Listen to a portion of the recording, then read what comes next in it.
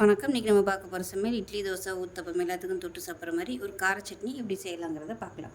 ஒரு கடாயை எடுத்துக்கலாம். தேவையான அளவுக்கு எண்ணெய் சேர்த்துக்கலாம்.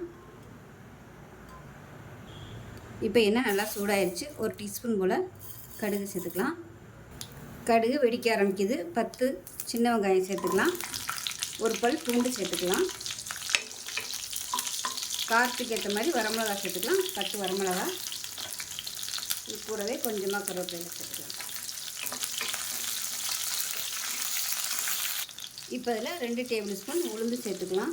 இப்போ இதையும் சேர்த்து நல்லா வதக்கிக்கலாம். இப்போ சின்ன துண்டு புளி சேர்த்துக்கலாம். சேர்த்துட்டு மீடியம் சைஸாக ஒரு 3 தக்காளி சேர்த்துக்கலாம். தக்காளி வதங்குறதுக்கு உப்பு சேர்த்துக்கலாம். இப்போ ஒரு கைப்பிடி அளவுக்கு புதினா இலை சேர்த்துக்கலாம். இப்போ புதினா சேர்த்து வதக்கியாச்சு. ஒரு 3 டேபிள் ஸ்பூன் அளவுக்கு துருவன தேங்காய் சேர்த்துக்கலாம். இது கூடவே ஒரு கைப்பிடி கொத்தமல்லி இலையும் சேர்த்துக்கலாம். இப்போ நல்லா வதக்கியாச்சு. அமர்த்திடலாம். அமர்த்திட்டு ஆற விட்டுட்டு நல்லா நைஸாக அரைச்சிக்கலாம். இப்போ பாருங்கள், சட்னி நல்லா அரைச்சாச்சு. ரொம்ப நைஸாக அரைக்கணும்னா கொஞ்சம் லைட்டாக நெருன்னு இருக்க மாதிரி அரைச்சிக்கோங்க. அப்போ தான் நல்லாயிருக்கும்.